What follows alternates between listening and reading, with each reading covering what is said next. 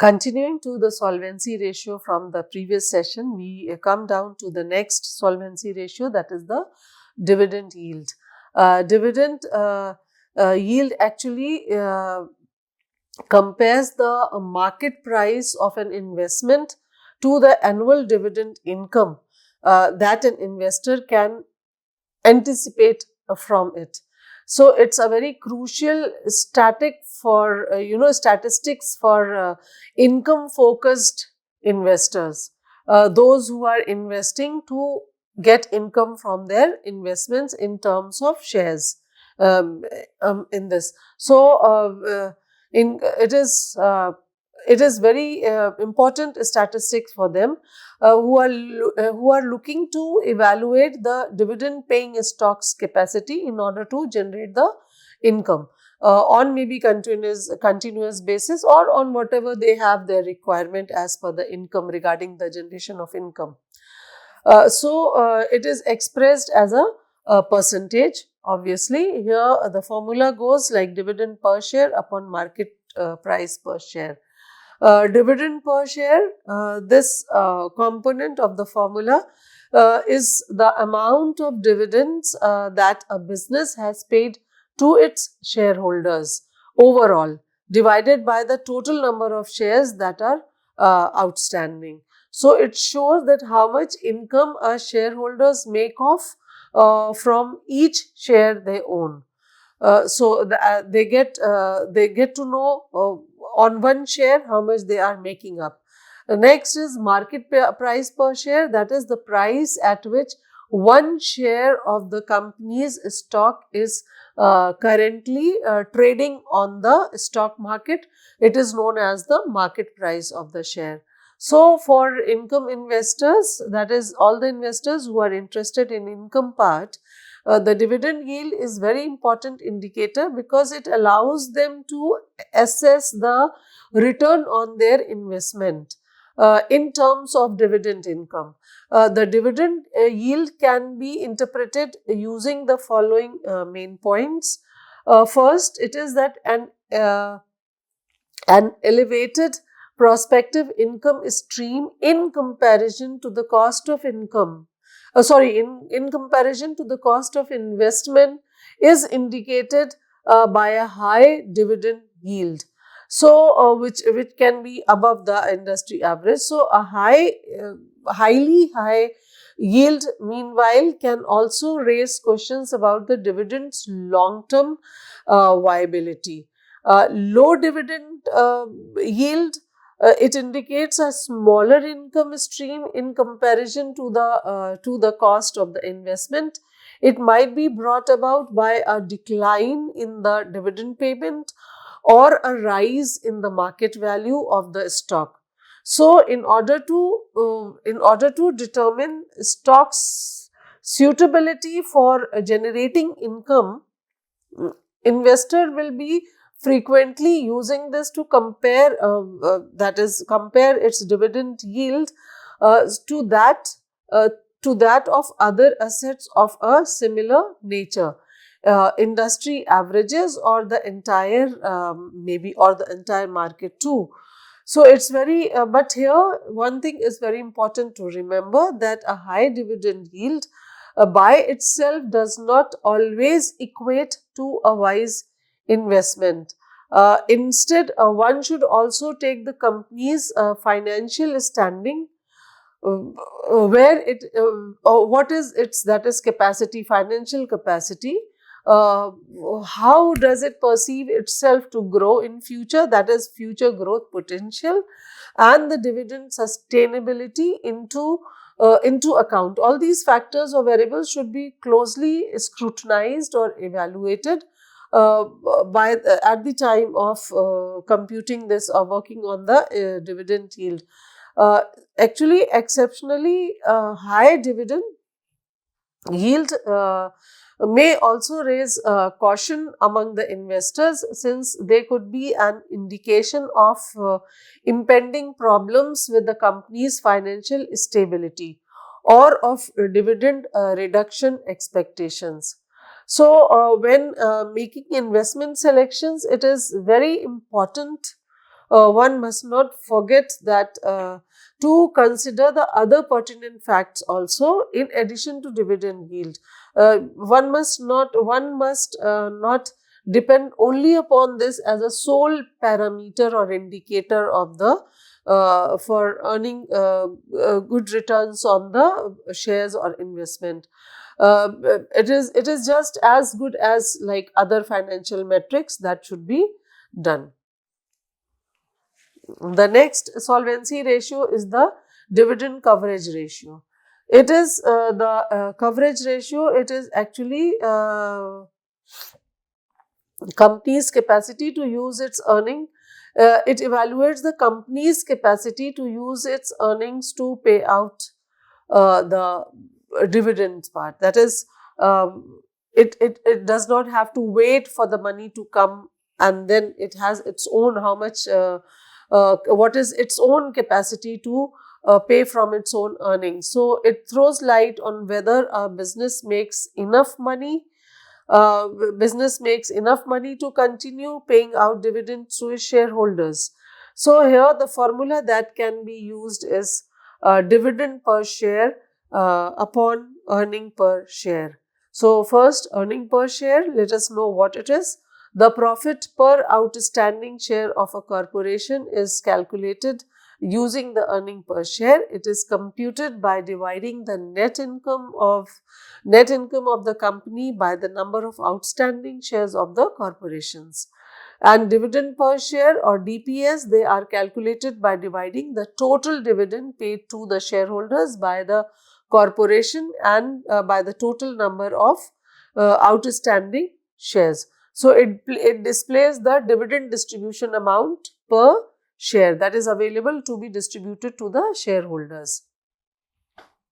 So this is statistics, or maybe the equation which describes the link between the company's earning and dividend payment, which is called the dividend coverage ratio. The dividend coverage ratio can be interpreted using the following main points. First, it is if the dividend coverage ratio is more than 1, we compare it with 1. So if it is more than 1, it means that the company's earnings are enough to pay its dividend, that it is in a comfortable situation to pay out the dividend amount.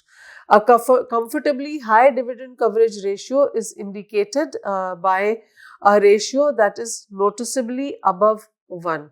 So if the on the other side, if this dividend coverage ratio is less than 1, then it may indicate that the company's earnings are insufficient to pay its dividends. And the ratio less than 1 suggests that the business is paying dividends using a percentage of its earnings, which could not be a very long term, a viable solution. This is maybe this is not good enough for a longer period of time. The dividend coverage ratio is a tool which is used by the analyst and the investors to evaluate how long a firm can continue to pay the dividends. It's how long means the sustainable standing or the sustainable position a business can have to pay out its dividend from its earning. It is what can be drawn from this. So, but at the same time, it is very crucial to remember that while a high ratio is usually a good thing, other aspects like companies' cash flows, growth potentials, and general financial health should also be taken into consideration. It's not only the high dividend coverage ratio is good enough. So, other parameters should also be taken into, or other variables should also be taken into consideration. Over time, we find that companies with stable and growing earnings, they are more likely to keep or increase their dividends. So, in order to assess a company's dividend payment reliability, investors frequently they examine the dividend coverage ratio over a number of time period and in comparison to the industry averages also. Next, we have the debt service coverage ratio. Debt service coverage ratio, that is DSCR, it assesses how well a business can use its operational income in order to pay off its debts.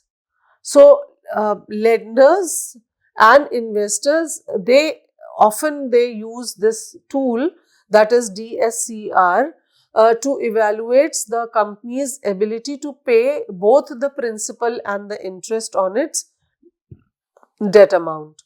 The formula for this is net operating income. Within brackets, we have net operating income including the depreciation part, that is and divided by total debt services.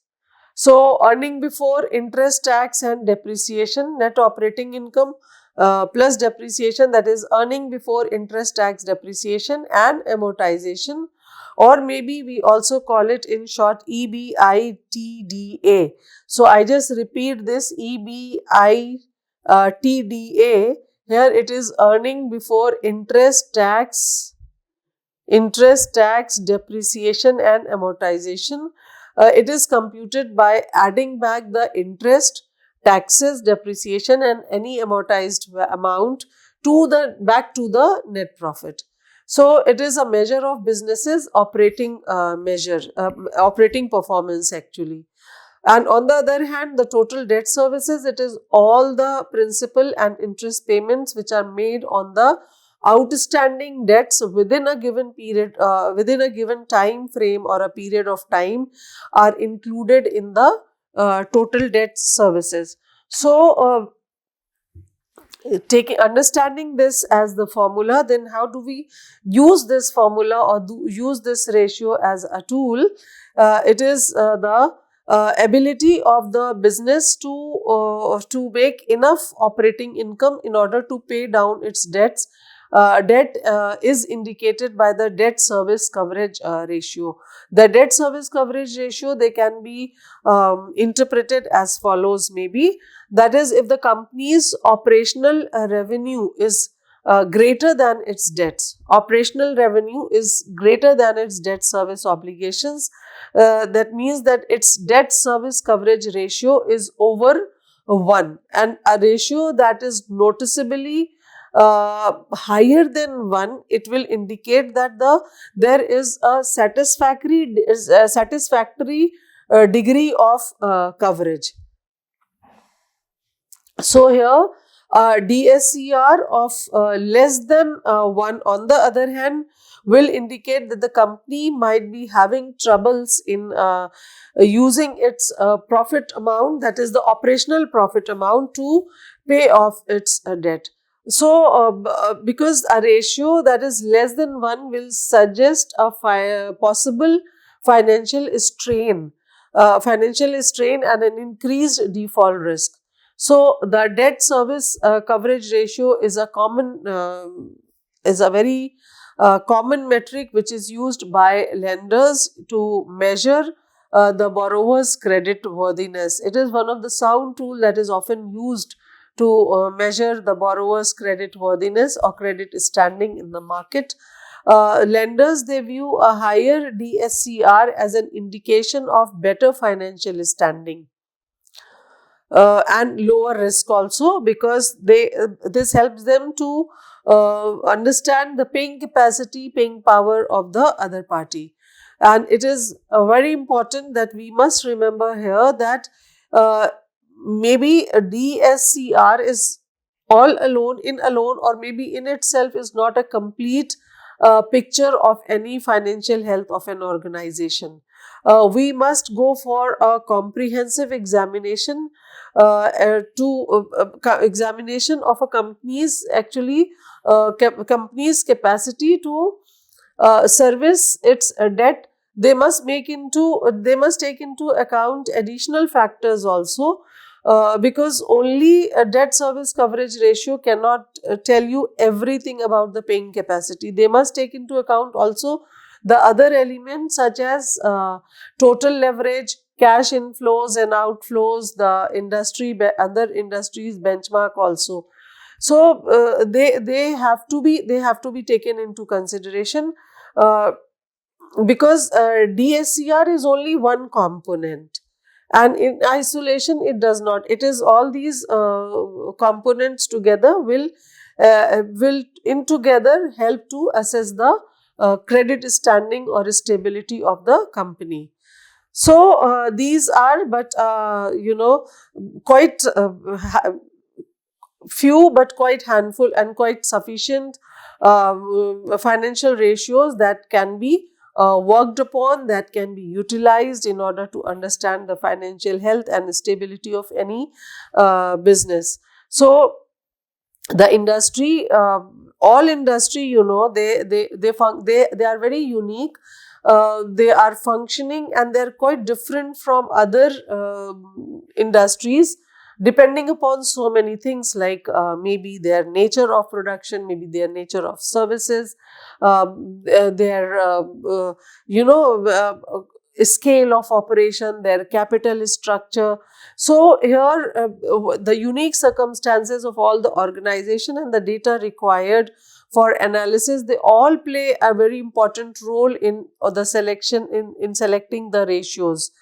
So ratios are no doubt very important and useful instrument for financial analysis that exist, that always assists the stakeholders in making the defensible decision on the performance and financial well-being of the business. So we have learned about comprehensive details of all the important ratios that can be used and that can be implemented in a business in order to know the financial health. But at the same time, we must not forget that the ratios are not a complete tool in itself. There are so many instruments, there are so many financial methodologies which are present in addition to these ratio analysis, these ratio tools which we have discussed, that can be used for studying the different aspect of a business. So no doubt they are a strong tool and they are a comprehensive tool to understand so many things about the business. For example, any person who want to invest in the business in terms of share, then you always go to check out the financial health, that is maybe the earning before tax of the company, or earning per share capacity of the company. So many aspects we use the ratio analysis, but they cannot be used everywhere. They have their own limitations. So that must be well understood, and before using or applying any ratio analysis, you must have a very comprehensive knowledge of applying the formula, or because the component or the elements to be used in this formula are to be taken up in a very, very statistical way, by making adjustments to the figures that are available. For example, maybe depreciation, will it be included or will it be excluded? What figure should be taken? Maybe the average figure, or maybe the opening figure, or maybe the closing figure. We must have clarity in all these concepts before utilizing these ratios into to learn more about the business, or before investing, or before taking any decision. So thank you so much. We do this much in this session. Thank you.